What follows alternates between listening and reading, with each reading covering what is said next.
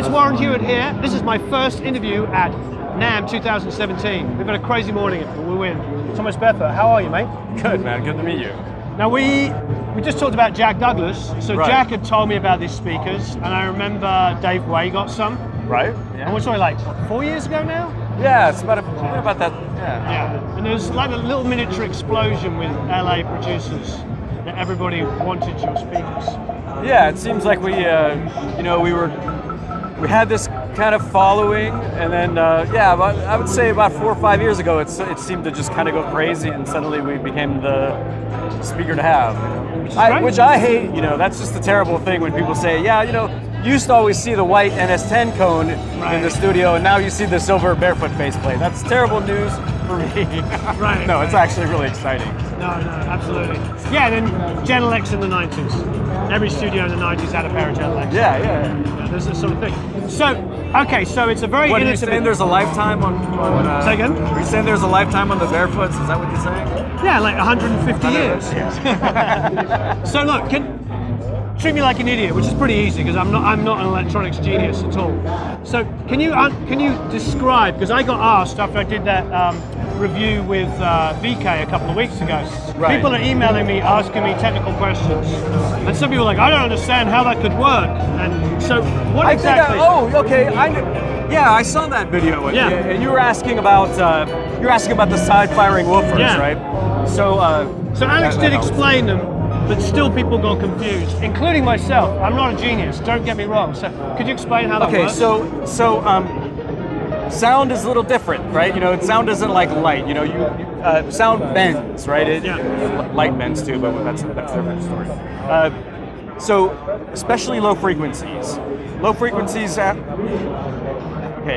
want to get real technical, it has to do with how long the wavelengths are. You can imagine, so this sound wave is the pressure is going up and the pressure is going down, right? Sure. In a sound wave, it's that's how sound travels through the air. If the molecules in the air have time to kind of randomly do their thing in the amount of time that it takes for a whole cycle of frequency, then pretty much that means that the sound will be omnidirectional, right? Because the little air molecules are bouncing in every direction, not just the direction that the cone's moving. Sure. So you can imagine if you saw it in slow motion, if the cone's moving out like this, and then a little air molecule gets bumped, but it has time to hit its neighbor, and then his neighbor over here, and go in all different directions, and then the sound wave will go out in all directions. Really high frequencies, you can imagine it's moving much faster. Sure. The little air molecule gets bumped, and before it has time to kind of hit one that's going to go off to the side, it bumps its next neighbor, and they all kind of go forward. So that's the way, like at real high frequencies where everything's moving really fast, the sound wants to move just in the direction that the speaker's aiming. So that's and it just has to do with the physics of how air, molecules bounce around. So how did you come up with this idea? So anyhow, but the basic point is that low frequencies omnidirectional. Yep. It doesn't matter if there's kind of stuff around, unless there, I think another question you had is like, is it going to bounce off of another speaker that's, or obstruction? Again, it's that thing of, unless it's really close, the sound is just going to kind of bend around that thing as if it weren't even there. Because it's kind of like small objects that are small relative to the scale of the wavelength. 40 hertz is going to be like what?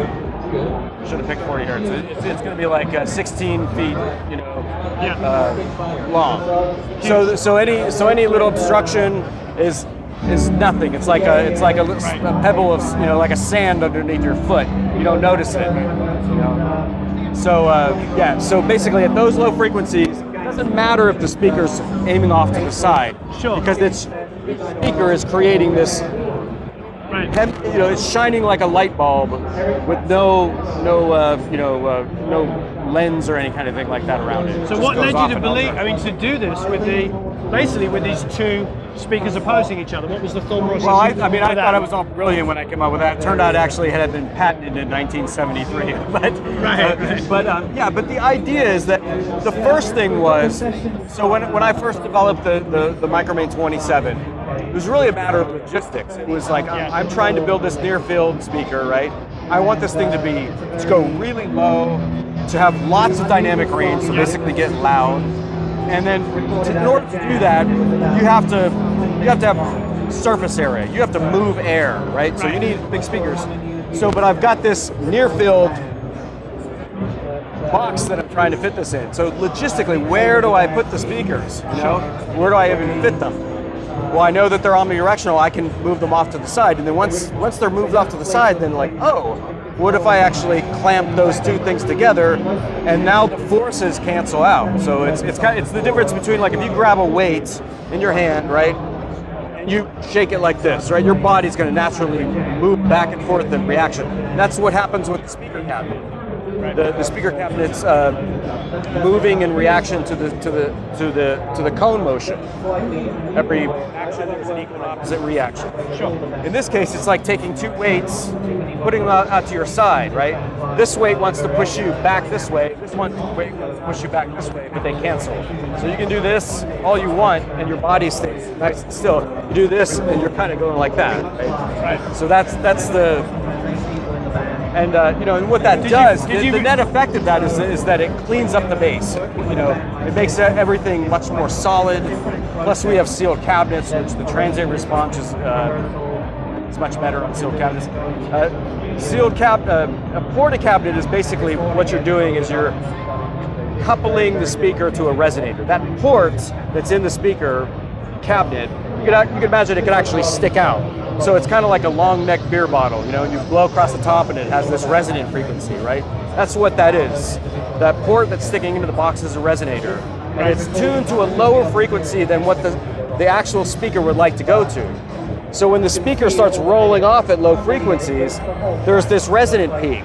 So it starts exciting, it drops off a little bit, but there's the tail of that resonant peak that starts exciting. Now the port starts putting out energy, so the whole system response is now flat. It drops off more. Now you're getting more to the center of that peak. So you're essentially using a resonator to pull the whole system low frequency extension down. The downside of that is that resonators store energy and release energy in time, which is transient response. In other words, the impulse of the sound comes in, but it takes a little while for the resonator to build up energy and put out the sound. The impulse of sound stops, it takes a little while for it to die down. So there's this sort of smearing out of the low end with a ported or a passive radiator. Design your first speaker like this? My first speaker like this, or my first speaker? First speaker like this. First speaker like this was in 2003, I think. Right. I was on all the forums. I was working as a R&D engineer at Intel, and bored out of my mind there. With 70-hour weeks and that sort of thing. And so I started getting online, got into the whole recording, community. Knew a lot about speakers. Kind of got known as the speaker guy. And through a lot of these discussions, I came up with that concept for the Micromain. This sort of very compact, full range, full dynamic. Essentially you take a mastering tower and squash it down into a size that works on a console. Right. And I got people to send me $4,000 deposits, only knowing me as Barefoot on Gearsland. So something happened there. That's wonderful. Yeah. Well, it's great. Thanks for explaining some of the figures. I don't know if that was too detailed or whatever, but you know what? I get asked these questions in detail, and if they want to have the peripheral, they can watch the other videos. And I know that it's because sound is a little different. That it's sort of anti-intuitive the way sound travels. It can bend around things. So you see the speakers aiming off to the side. It doesn't seem like it should work. Right. But if you know a little bit, if you start thinking of the way that sound travels, then it makes sense. Yeah. Especially low frequency. Wonderful. Thanks ever so much for helping us with that. Sure. Please leave comments and questions below. Maybe I'll throw you under the bus and ask you. Absolutely. Yeah. Oh, did you hear that? He said absolutely. In all my free time. Hey, it's Warren Hewitt here. Apparently I'm in the Arctic tundra. I don't know why I'm wearing this jacket. It was cold when we got here. It's been raining in LA. You come from Detroit. I came for some sunshine. Came from sunshine, and all it's been doing is raining the last couple of days. Well, it is 60, so I can't complain. Yeah, exactly. So, this is Denny. Denny's company is this.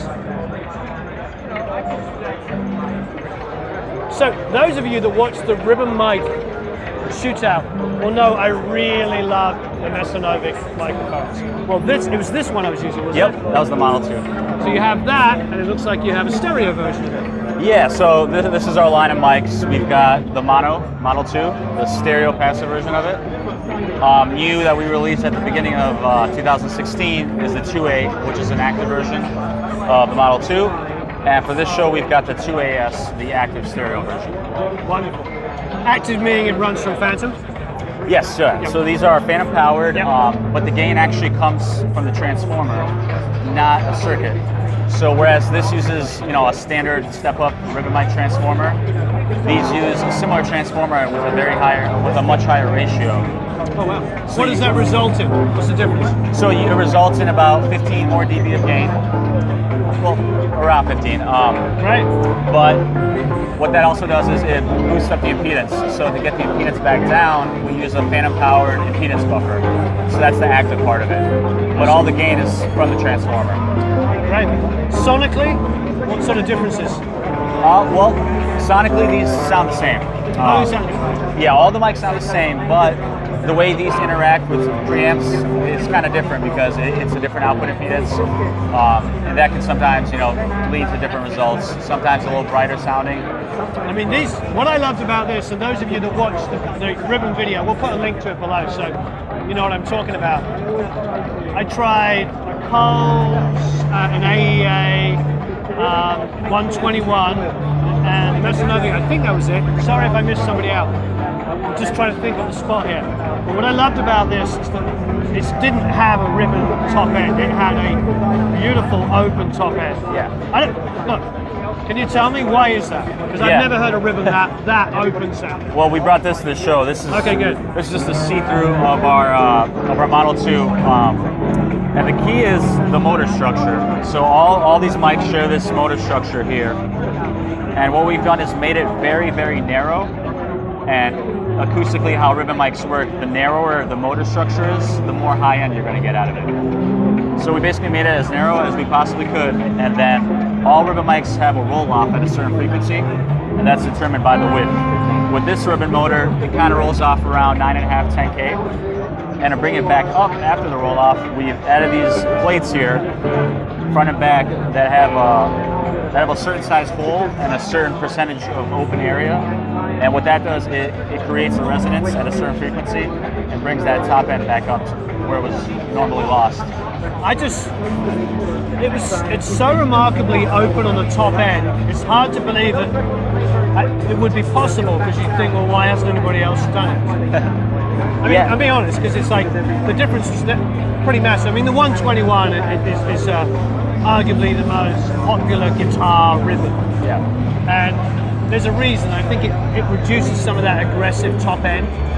Yours reduced the aggressiveness, but that's more area above it was more area. Yeah. So it makes me think, well, why couldn't anybody else figure that out? I mean, we kind of just, I studied like the acoustics and the math behind it for a very long time. Just going through prototypes, seeing what, varying the width of the motor did, the width of the ribbon, the length of the ribbon. And eventually, I saw that it was all, it's all math. It wasn't just magic, And I really started to look at it. And then I read some old RCA patents where they actually talk about these plates. Why they were never incorporated, I'm not sure. Maybe because they stopped production of their ribbon mics, early on. So I just kind of went to that drawing board and started I feel for me is you took a challenge. I think people think of ribbon mics as having a certain sound. Yeah. So they're like, and I remember going into a room in New York a few years ago, blanking on the name, and it was the brightest room I've ever been in my life. It had a mirror on one side and a window on the other, and it was like so unbelievable. So I stuck a pair of Coles as overheads, and of course it smoothed out the top end. Yeah. Now, but that's just thinking of ribbon mics in one situation. Yeah. What you've done is you've opened it up, so now they have greater application. Yeah. I really felt like, and very strongly why I wanted to talk to you about it, was like, I said it subtly in the video, but that is a really good vocal mic. And it's a ribbon. And I have used ribbons on vocals. I did something with a girl a couple of years ago, and I wanted it to sound really old and 40s-ish, and that's where you normally think of a ribbon. Yeah. And of course, I'm sure you could do that with this as well, but it's far more extended range. And the other thing is, correct me if I'm wrong, this is $1,000, yeah? It is. It's $999. Yep. Yeah, you know, I wanted to make. I didn't want just want to make a ribbon mic. I picked the ribbon format as the transducer type, but I wanted to just make a great sounding mic. And ribbons just have that great mid-range quality. They're so smooth. The bottom end is so natural and open, and I love the figure 8 pattern. You know, because you can really use it to its advantage. You know, in all sorts of situations. So the only issue I saw was the top end. So Yeah. figured that out, and then and another cool thing is the transformer. We wind all the transformers. They're toroidal transformers. So where a lot of ribbons use traditional, you know, bobbin cores. These are toroidal, so they've also got, you know, a unique sonic character. It's the world's smallest toroidal. Yeah, it is tiny. So they've got, you know, really high bandwidth, really low distortion. Maybe some people understand what a toroidal is, but it's circular in nature and the wiring goes around. It's like a donut. This. It's a donut. Yep. So that's the world's smallest toroidal donut transformer. Yep. That's great. Well, thank you ever so much for telling us more about it. Yeah, thank you. I Thanks for really stopping by. appreciate it. Thanks a lot. So please leave any comments and questions below about this. Have a marvelous time. We're going to move on and check out some more stuff. Thanks, Dan. Thank you. Hey everybody, how's it going? I'm kind of guesting for Warren right now because he has a bit of a sore back. I'm here with Roger Cloud from Cloud Microphones, right? Cloud Microphones, that's right. So what you guys are doing? You guys are doing modern ribbon mics, is that it? We are doing modern ribbon mics. Yes, we're based out of Tucson, Arizona. Okay. And one of the important things about our company to know is that all of our fabrication and manufacturing is in the southwestern United States. So when you purchase a Cloud product, whether it be a Cloud lifter or a Cloud microphone, you are literally benefiting dozens of small businesses across the Southwest. That's fantastic. So you guys are all about keeping the jobs in America. That's right. Good for you guys. That's right. awesome. So I just wanted to mention that, but thank you. No, that's great. So we appreciate the opportunity. Yes, we're making modern ribbon microphones, and we base our ribbon microphones primarily off the 1930s and 40s RCA ribbon microphones. Which are spectacular, by the way. Absolutely. Yeah. And our the co-designer on these microphones, Stephen Sank, his father was John R. Sank from RCA. He designed fantastic. many of the classic ribbon microphones of the later half of the era. And I'm seeing these are active ribbon microphones. We have a passive one also, Oh, okay, and good. we have active ones. This is the passive JRS 34. It was one of our first offering. It's based partially on the 44 and partially on the BK11, which is the microphone that John Sank designed for RCA. It has a rounded magnet technology that's patented that sort of opens up the frequency response and gives you a little bit more smoothness.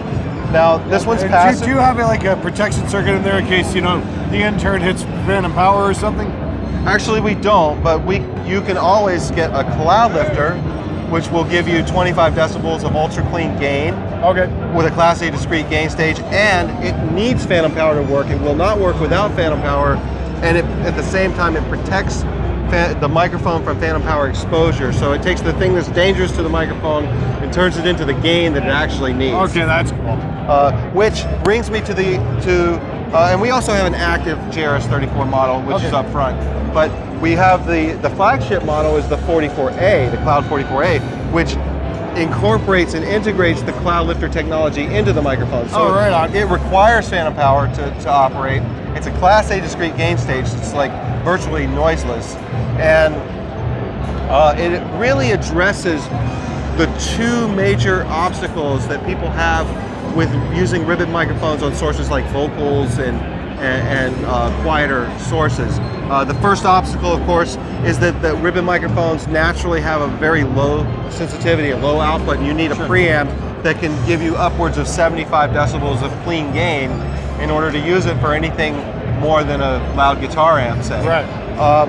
And the other issue is that the closer you get to a ribbon microphone, the larger the bass response and the proximity effect. It can be quite overwhelming. Sure. You can be quite overwhelmed with low frequencies. So for that reason, a lot of people will try them for vocals and then they just put it away because it's too bassy. They need something more top end, more clarity.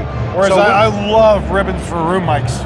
Oh, Drum room mics, absolutely. And for that reason, all that deep full frequency, you know, for a room mic, that's a great thing, or for a drum overhead, but for a vocal, maybe not so much. Fair enough. So what we did is we addressed both of those issues with the Cloud 44A. The Cloud 44A integrates the Class A discrete gain stage of the Cloud Lifter, as we said, but it also brings another innovative feature with the voice music switch. Okay. And when you put it into voice mode, it filters and reduces the proximity effect as like a high pass filter, but a very gentle one with about 6 dB per octave that really just EQs the low end of the mic down and gives some reduction to make room for the mid-range and the top end. So you're not really adding top end. You might perceive it as a little brighter at first because you're missing some of that low end. But it works perfectly to just hit the switch and instantly you have a great sound for a vocal or a close mic acoustic guitar, something where you want to have a little more clarity and get a little more of that low frequency rubbish out of the way. Sure. So it's really innovative in that way because just by hitting the switch, you've got a great vocal mic that gives you a smooth top, but without all that giant low end frequency that gets in the way. So what do these retail for? The passive JRS34 retails for $13.99. Okay. And the 44A retails for $18.99. It comes with the shock mount is included. It also comes with a nice wooden box, which we'll show you momentarily. And it's a lifetime limited warranty on all the parts. Great. The ribbon itself is a 2-year warranty with the first replacement always being free, Nice. regardless if it's 2 years or 5 years or Oh, more. fantastic. Great. All right, so there you have it. Roger Cloud from Cloud Audio. Check it out at, what is your website? It's cloudmicrophones.com, and you can find us on Facebook and Oh, fantastic. Twitter and Instagram and all that good stuff as well. Right So. on. All right, so something for Warren Hewitt. It's Glenn Fricker from Spectre Sound. Take it easy. Hey, it's Warren Hewitt here, and we're at Sawyer's. So, David, Yes. we spoke briefly on email because we had done, I did the shootout. Actually, I don't like saying that. It wasn't a shootout. The great thing about doing that and going to Vintage King and hearing those mics is that they're there every day, like with 40 different condenser mics. And it was good for me because I got an understanding of what a client wants, because there's like a million different microphones, and it's not about is one better or worse. It's like, is one great in the right situation? The funny thing is like one of the cheaper mics I liked on my voice, but I wouldn't have bought it for a commercial studio. What we loved about your mic is it's got like this grit to it, this energy to it, which is a lot of times we're looking for. We're not just looking for sort of like necessarily beautiful, perfect, transparent, like non-existent sound. We want something that has a little bit of extra schnizzle to it. Girth, yeah. So what can you tell us about the mic that makes it different? Well, Robert and I were just talking before you guys showed up, and I was saying how, you know, obviously a lot of studios love to have old 47s and 67s and 251s, and that there are a lot of companies that make clones of those microphones, but they don't manufacture them in the same way that they did back then, you know, using manual lathes and drill presses and whatnot. And we conversely aren't a clone of anything. I mean, the capsule in our large microphones are based on a K67, but it's a different schematic. It's an original mic. But we manufacture in those old way. We have our own lathes. They're all manual lathes. None of it is CNC technology. And so you get a result that's more similar to those old types of microphones. And I use violins as an example, you know. Why do great violinists play violins that are handmade or made by luthiers? They sound different. You know, if you mass produce a violin, it doesn't sound the same. Why? I have no idea, but it's just how it is. And it kind of is the same with mics. And we have this strategic advantage because we're located in a regional Russian city where Which city? Tula. And the salaries are lower than they are even in Moscow, and significantly lower than they would be in the West. But the skill level is extremely high because it's a weapons manufacturing city. So you have machinists that are unbelievably good, and assemblers and radio technology experts. That's great. So we're able to produce microphones that are, you know, if we produced them in the West, they'd be 2 or 3 times more expensive. So the value that the customer is getting is very, very high. For what I've they noticed that I was in Poland recently, and I was in Łódź, which is a big industrial city. And BMW did the same thing. Put a factory in there.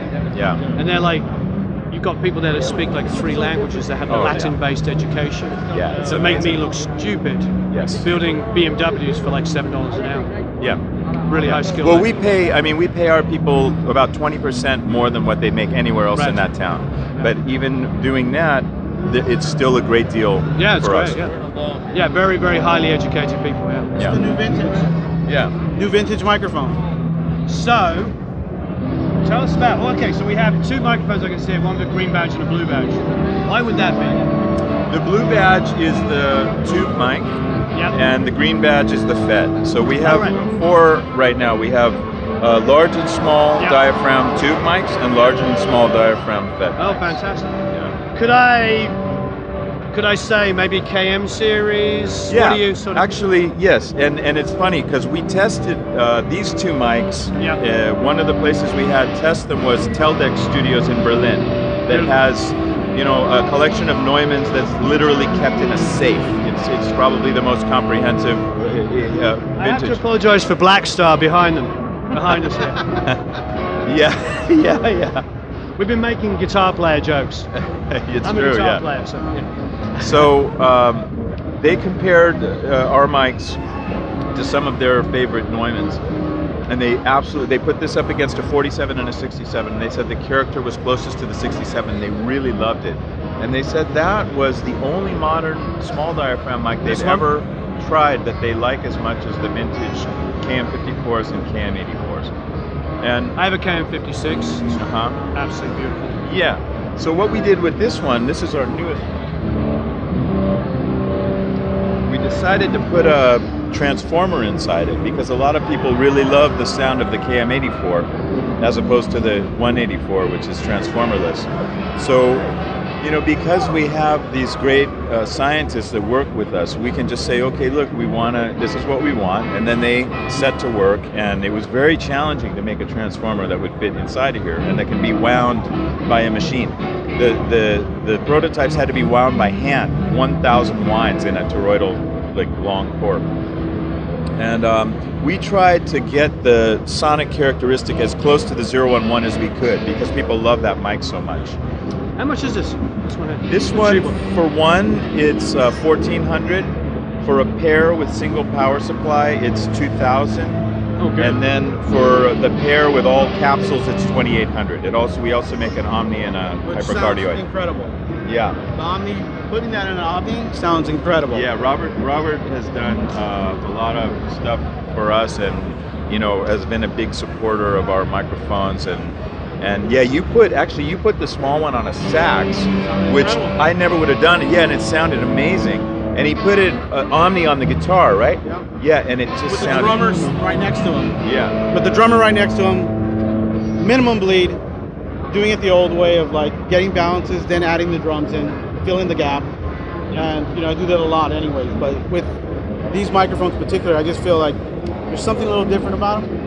You know, I have a beret of microphones that I use, and there's something that kind of just sounds a little different every time.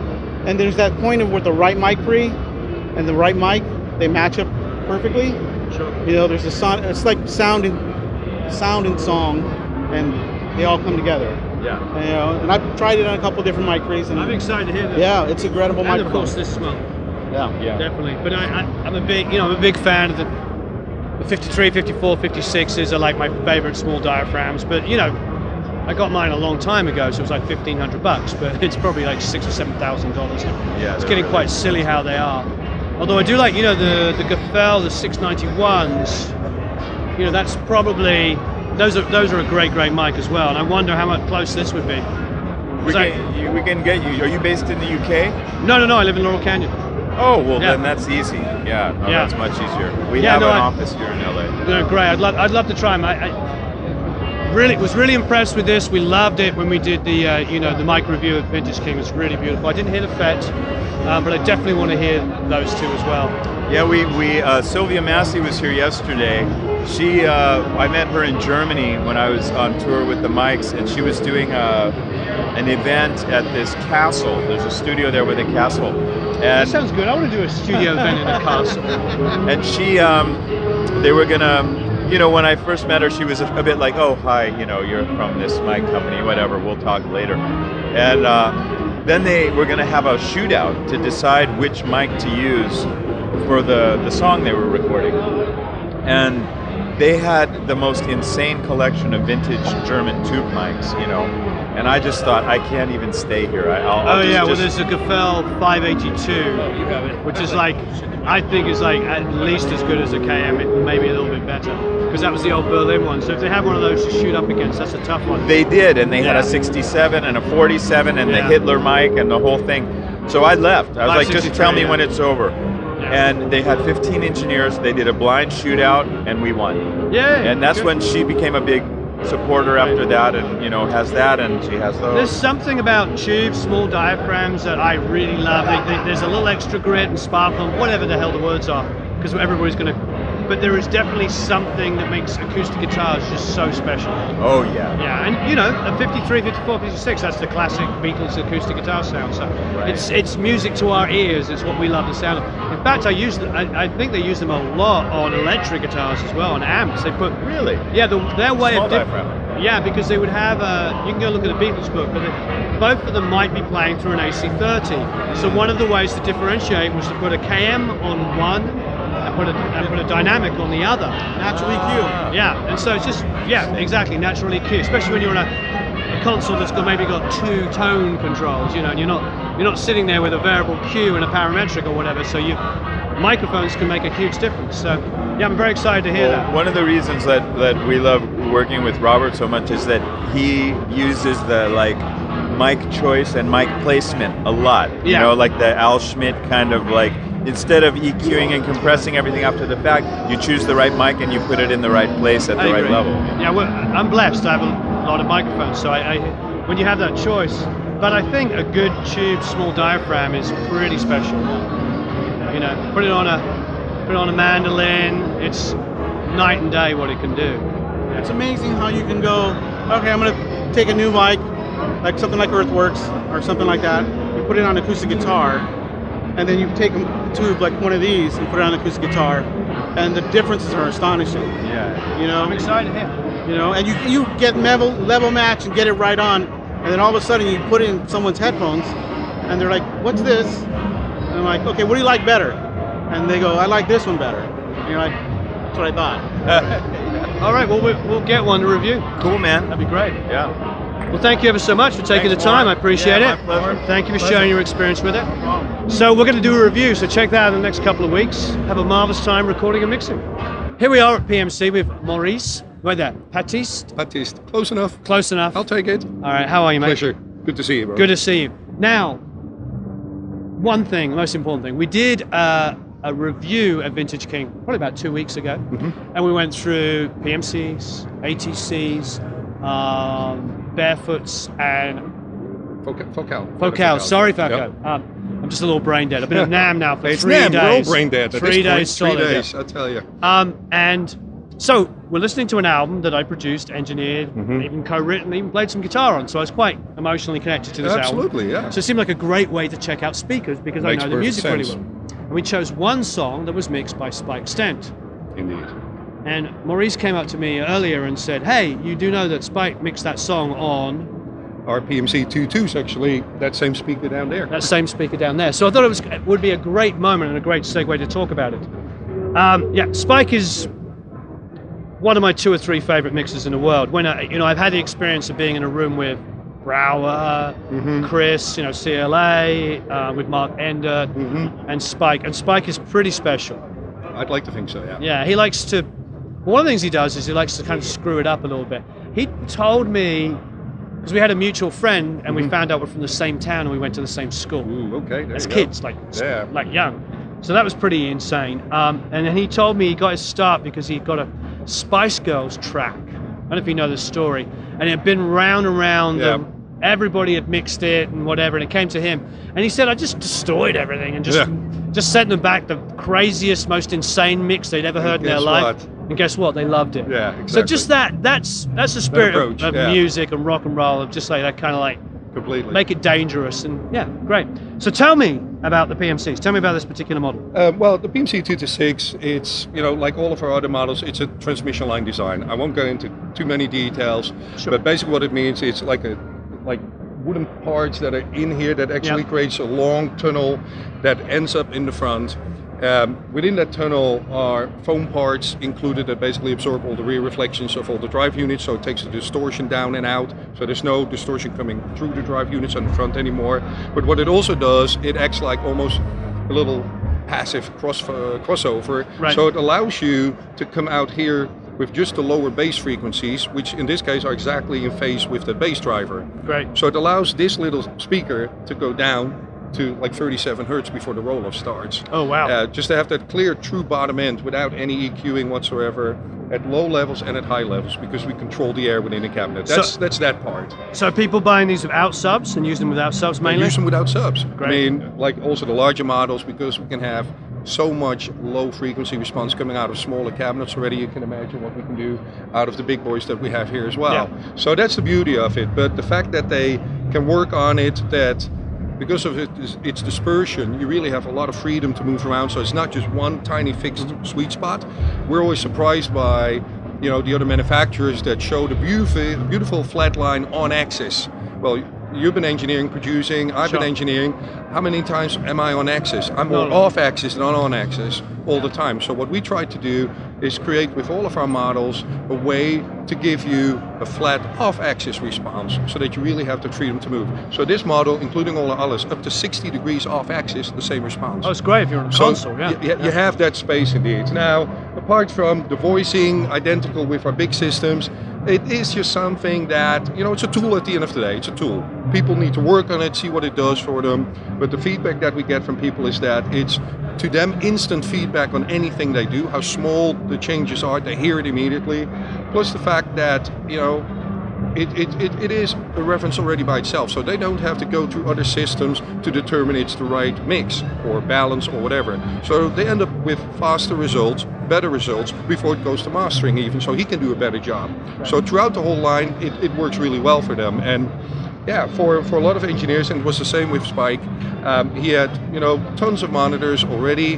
He had a few favorites, which you know about, like he still has some of the NS10s. He had some of the old KRKs as well. And he had tons of other speakers over time that they tried, but you know, they didn't really stick around. They went again. And for him, this was one of the monitors where he said, no, they're here to stay. They're going to stay. And he has been working on them since. Initially here in Santa Monica, and now back in the UK, as you know. And it's for us an extremely successful model, because we come from the big monitors, but all the technology, the voicing, all the benefits of that, we put back in the 2.2 range. Wonderful. That has been out for the last 3 years now. That's great. So that's what we have. Hey, if you're going to have a flagship mixer, you know, be loving your products, Spike Stent's a good one to have. It's a very nice one to have. We're very fortunate with the type of clientele that we have. I mean, at the end of the day, they determine whether we make a good product or not. It's not up to us to say that, it's the user. And if they are the ones that are so enthusiastic about it, like he was, to send other high-profile engineers to us, I'll take that any day. Yeah, absolutely. And you know that Spike does very well, and he can choose whatever he likes. Yeah, exactly. There's no shortage of choice. He has worked hard for it, though. But he earned it, that's for sure. Yeah, wonderful. Well, thanks very much for taking the time to explain it. Thank you for coming by. Thank you. Appreciate it. Please leave a bunch of comment and questions below. If you want any other questions about PMC, I might hit you up about it. Absolutely, anytime. Have a marvelous time recording and mixing.